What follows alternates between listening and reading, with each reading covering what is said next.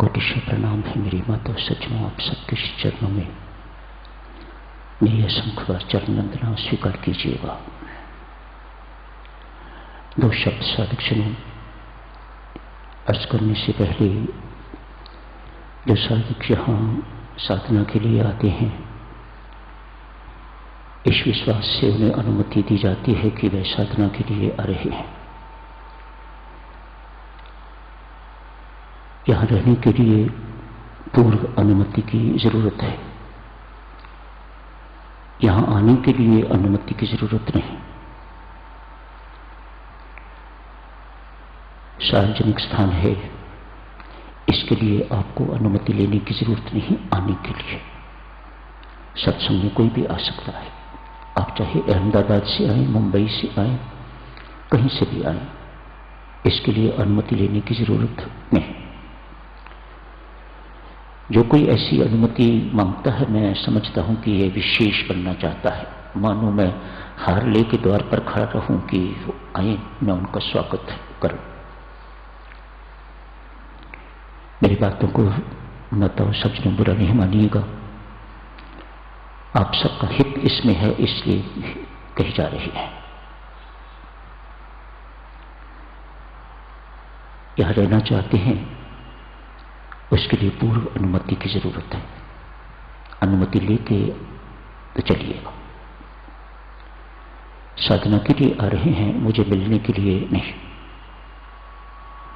अनुमति किस लिए है? यहां आके सुबह सत्संग आप अटेंड करेंगे, उसके बाद भजन पाठ करेंगे, जाप कीजिए, ध्यान के लिए बैठिए, स्वाध्याय कीजिए, बार बार ध्यान के लिए बैठिए। ऐसा स्थान कहां मिलेगा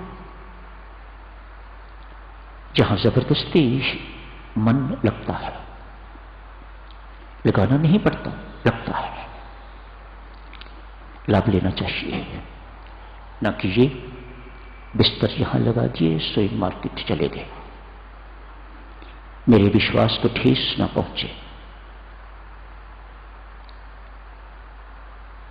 ये सिर्फ इसी काम के लिए शुरू किया है, इसी विश्वास पर कि आप आओगे और यहां आके साधना करोगे।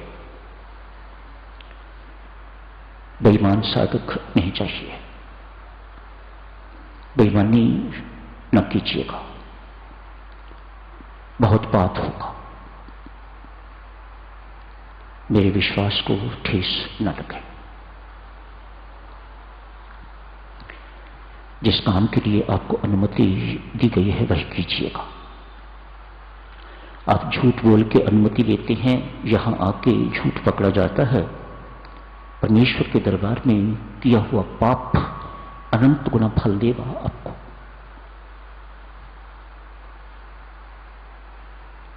पाप तो बेशक छोटा, लेकिन यहां आके किया हुआ बहुत बड़ा हो जाता है। अतएव सावधान रहिएगा। हर दूसरे दिन तीसरे दिन यहां आ जाना मानो जैसे कि रेल का पास बना लिया हो, यह भी शोभा नहीं देता। ध्यान देना चाहिए इन बातों का दूसरों पर क्या असर पड़ेगा। आप ही की पत्नी लिखती है, क्या श्री रामचंद्र की ये शिक्षा है? मैं क्या जवाब दूं?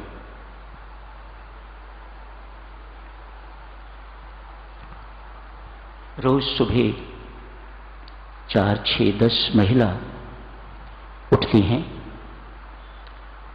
अमृतवाणी का पाठ चल रहा होता है, मत्था टेकती हैं, अपनी ड्यूटी पर जाती हैं। सच मानिएगा, मैं गदगद हो जाता हूं, बहुत अच्छा लगता है मुझे। यहां की ड्यूटी भी निभाई है और अब अपनी ड्यूटी जो परमात्मा ने दी हुई है उसे निभाने के लिए जा रहे हैं। मैं ऐसे साधकों को भी जानता हूं जो अमृतवाणी का पाठ यहां पूर्ण करके उसके बाद अपनी ड्यूटी पर स्कूल या कॉलेज में जाया करते थे। ये बातें बहुत अच्छी लगती हैं, ये बातें मर्यादा में मर्यादित बातें हैं। ऐसा साधक को होना चाहिए, न कि ये अपने घर वालों का, अपने कर्तव्यों का तिरस्कार करके आके यहां बैठा रहे, मुझे ही अच्छा नहीं लगता तो मैं सच कहता हूं, वह परमात्मा को भी अच्छा कभी नहीं लगेगा। मेहरबानी करके इन सब बातों का सदक्षणों ध्यान रखिएगा। झूठ वह भी मेरे साथ, झूठ कपट बेईमानी वह भी राम दरबार में आके, मेरे गुरुजनों के दरबार में आके। कुछ साधकों को मैं बुलाता हूं, आप मेहरबानी करके मुझे दिल्ली मिल लीजिएगा। इसके लिए आपको अनुमति लेने की जरूरत नहीं, मैं रोज मिलता हूं। पर जिनको बुलाया हुआ होता है, पर ज्यादा तो बिन बुलाए वाले ही होते हैं। मैं शिकायतें नहीं कर रहा प्रिय सज्जन, मैं आपको उससे परिचित करवा रहा हूं जो मेरे साथ बीतती है। कल का सीन देखने वाला था। ये शोभनीय है या शर्मनाक, मैं फैसला नहीं करता, आप पर है ये फैसला। किस लिए मिल रहे हैं? घर में थोड़ी चेंजेस करी हैं, मानो मैं इसका रिकॉर्ड रखूं। आपने घर में चेंजेस करी हैं, हम नए घर में शिफ्ट तो कर गए हैं, लेकिन काम धंधा अभी बहुत अच्छा नहीं है। नया घर कैसे ले लिया है आपने? काम धंधा अच्छा नहीं है तो नया घर आपने कैसे परचेज कर लिया है? मानो यहां आके मुझे मिलने वाला व्यक्ति यही चाहता है कि उसके अंदर कोई ना कोई भौतिक चाह है, कामना है, जो पूरी करना चाहता है, करवाना चाहता है, इत्यादि इत्यादि। ये सत्संग का लाभ तो ना हुआ। सत्संग का लाभ तो ये है ना, यहां आके आपकी भौतिक कामनाएं मिट जाएं, खत्म हो जाएं, तो ये सत्संगति का लाभ है, ये संत के पास जाने का लाभ है, ये श्री राम शरण जाने का लाभ है। कामना पूर्ति आप जितनी करवाते जाओगे सज्जनों, जितनी कामना पूर्ति होती जाएगी उतनी और की चाह भी बढ़ती जाएगी। मैं फिर अर्ज कर रहा हूं, जो बातें आपकी सेवा में अर्ज की जा रही हैं उन्हीं में आपका हित है, इसीलिए आज ये सब अर्ज करी जा रही है। कामना की पूर्ति चूंकि स्वयं नहीं हो सकती, इसलिए आप श्री राम शरण आते हैं कामना पूर्ति करवाने के लिए। यहां से कामना पूर्ति नहीं होती तो अनेक स्थान और ढूंढते हैं आप, इसी को भटकना कहा जाता है। चलिए आपकी कामना पूर्ण हो गई,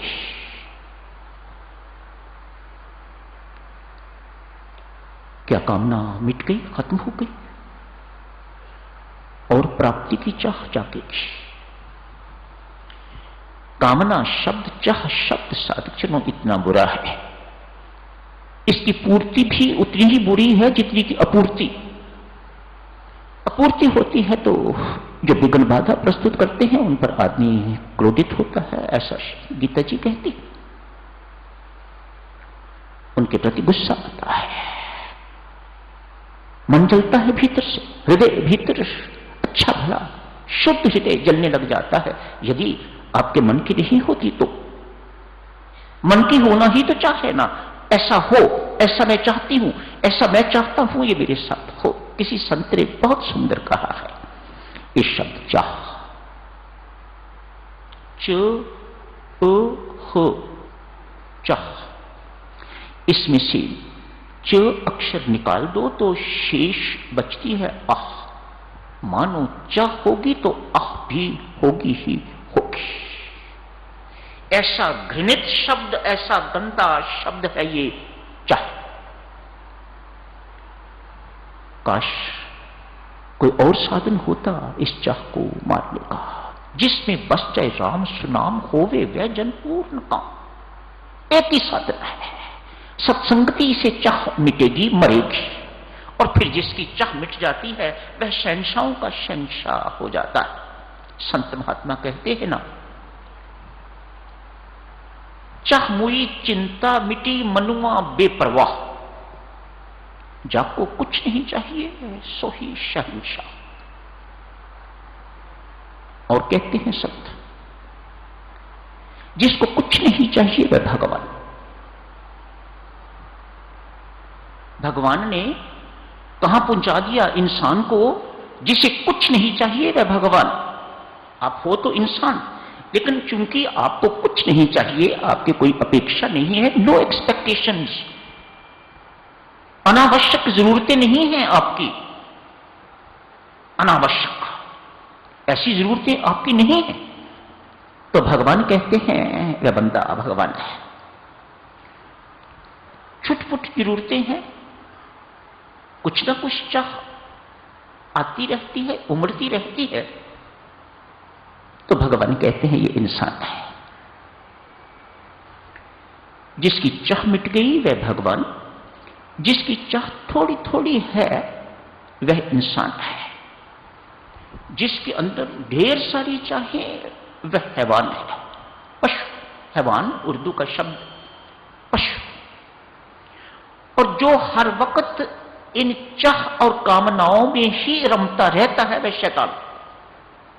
भगवान, इंसान, हैवान एवं शैतान, 4 कैटेगरीज में भगवान ने संसार को विभाजित कर लिया इस चाह के आधार पर, कामना के आधार पर।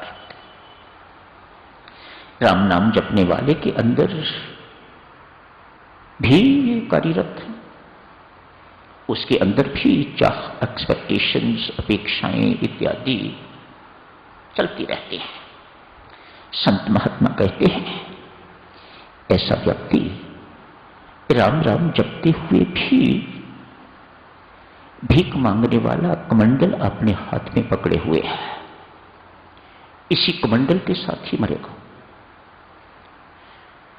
परमेश्वर ने उसे दाता देने वाला बनने की योग्यता प्रदान की।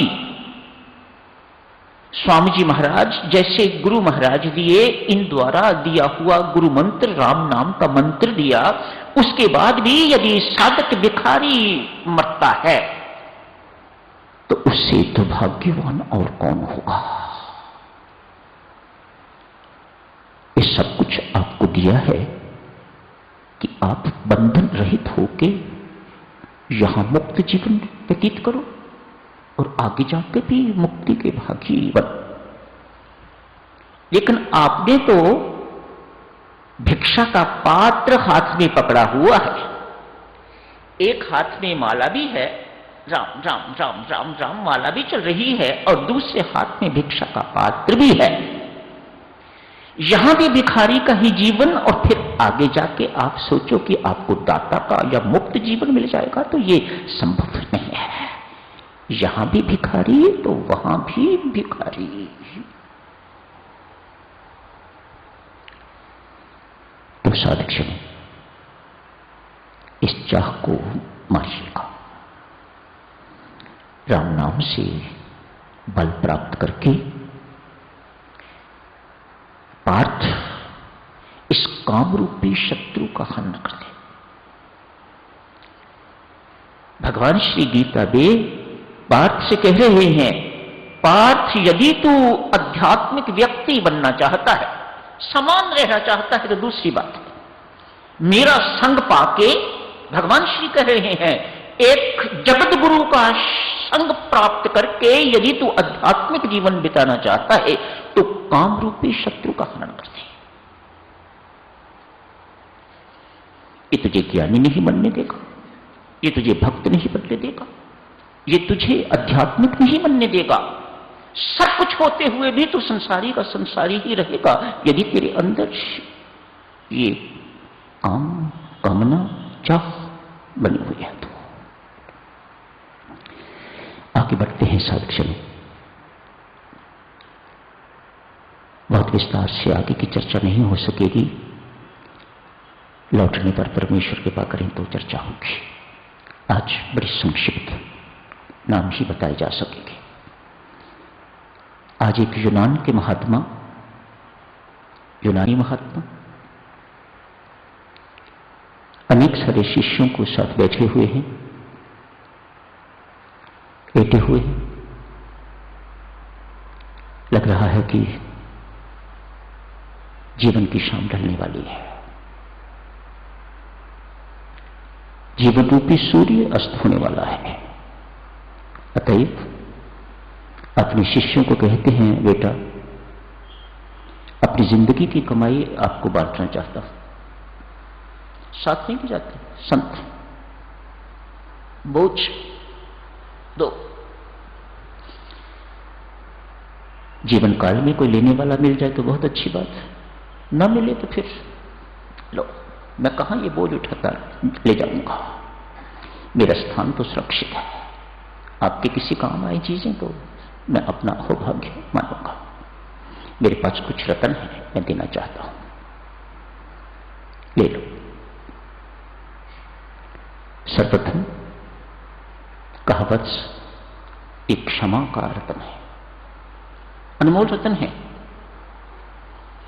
जिन रत्नों से आप परिचित हो, ये यूनान के महात्मा कहते हैं, उन रत्नों के मिलने से क्या होता है मुझे पता नहीं, पर ये रत्न यदि आप अपनी झोली में डाल लोगे तो आपका जीवन धन्य अति धन्य हो जाएगा, दिव्य हो जाएगा।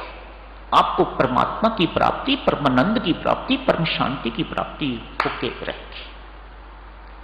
क्षमा, पहला रत्न क्षमा का रत्न। किसी ने बुरा किया है तो भूल जाइएगा। क्षमा की परिभाषा देखिएगा, साधारण परिभाषा है, थोड़ी अलग है। किसी ने आपका बुरा किया है तो उसे भूल जाइएगा। कभी प्रतिकार की भावना मन में ना आए, बदले की भावना मन में ना आए। फॉरगेट अबाउट इट,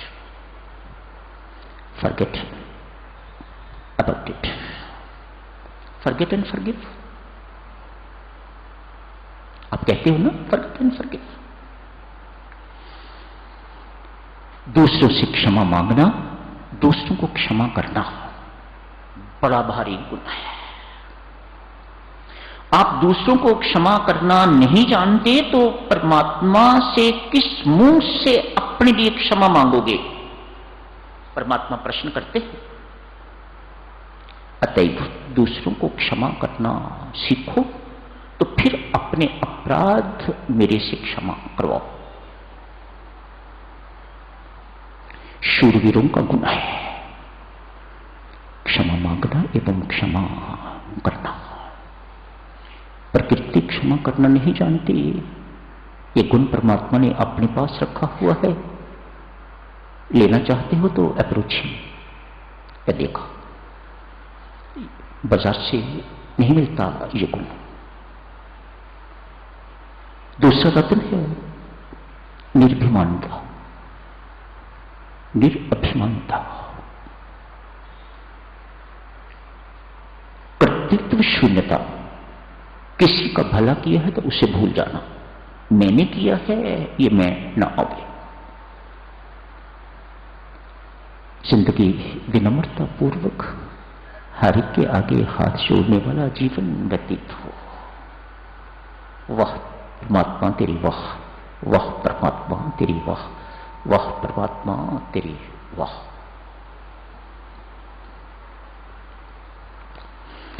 तीसरा रत्न वैराग्य। आया हूं तो जाऊंगा। कितने सुंदर सुंदर भजन सुने हैं। मेरा कुछ नहीं, सब कुछ परमात्मा का है। खाली हाथ ही आया था, खाली हाथ ही जाना है। गया हूं तो फिर लौट कर नहीं आना है। ये वैराग्य। इन रत्नों को बेटा संभाल के रखोगे। विश्वास का रत्न चौथा रत्न। क्या विश्वास? वे नहीं जो सामान्य हम समझते हैं, परमात्मा में विश्वास, शास्त्र में विश्वास ना। ये संत कहते हैं इस बात पर विश्वास, मेरे कर्मों के सिवा और परमात्मा के विधान के सिवा न मेरा कोई जिंदगी में कुछ कोई बना सकता है ना बिगाड़ सकता है। ये विश्वास। मेरे कर्मों के सिवा और परमात्मा के विधान के सिवा न ही मेरा कुछ कोई बना सकता है और न ही मेरा कुछ बिगाड़ सकता है। हां, निमित्त कोई भी बन सकता है। इस बात पर विश्वास होना चाहिए। साधक हाथ बांधे गुरु महाराज से कहते हैं, महाराज इतने अनमोल रत्न हम संभाल सकेंगे? कहते हैं एक और रत्न दे रहा हूं, वह रत्न इन रत्नों को संभालने का बल देगा, और वह है राम नाम। जीवन पूर्ण हो गया। राम नाम की दीक्षा आपके पास है, राम मंत्र आप जपते हो, इससे बल प्राप्त करो तो ये पहले वाले रत्न संभाल सकोगे, इन्हें अपने जीवन में उतार सकोगे, तो जीवन धन्य अति धन्य हो जाएगा, जीवन सफल हो जाएगा, जीवन सार्थक हो जाएगा। समय हो गया है साधकजनों, यही समाप्त करने की इजाजत दीजिएगा।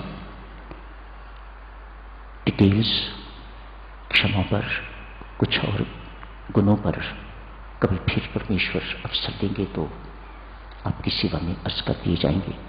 आज यही समाप्त करने की इजाजत दीजिएगा।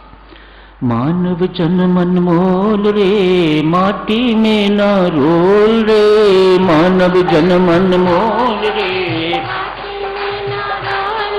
ए मानव जन्म अनमोल रे, माटी में ना रोल रे, मानव जन्म अनमोल रे, माटी में ना रोल रे, मानव जन्म अनमोल रे, माटी में ना रोल रे, मानव जन्म अनमोल रे, माटी में ना रोल रे। अब जो मिला है फिर न मिलेगा, राम राम बोल रे, अब जो मिला है फिर न मिलेगा, राम राम बोल रे, अब जो मिला है फिर न मिलेगा, राम राम बोल रे, अब जो मिला है फिर न मिलेगा, राम राम बोल रे। ओ मानव जन्म अनमोल रे, माटी में न रोल रे, मानव जन्म अनमोल रे, माटी में न रोल रे, ओ मानव जन्म अनमोल रे, माटी में न रोल रे, मानव जन्म अनमोल रे, माटी में न रोल रे। अब जो मिला है फिर न मिलेगा, राम राम बोल रे, अब जो मिला है फिर न मिलेगा, राम राम बोल रे, अब जो मिला है फिर न मिलेगा, राम राम बोल रे, अब जो मिला है फिर न मिलेगा, राम राम बोल रे। मानव जन्म अनमोल रे, माटी में न रोल रे, मानव जन्म अनमोल रे, माटी में न रोल रे, ओ मानव जन्म अनमोल रे, माटी में न रोल रे, मानव जन्म अनमोल रे, माटी में न रोल रे, मानव जन्म अनमोल रे, माटी में न रोल रे, मानव जन्म अनमोल रे, माटी में न रोल।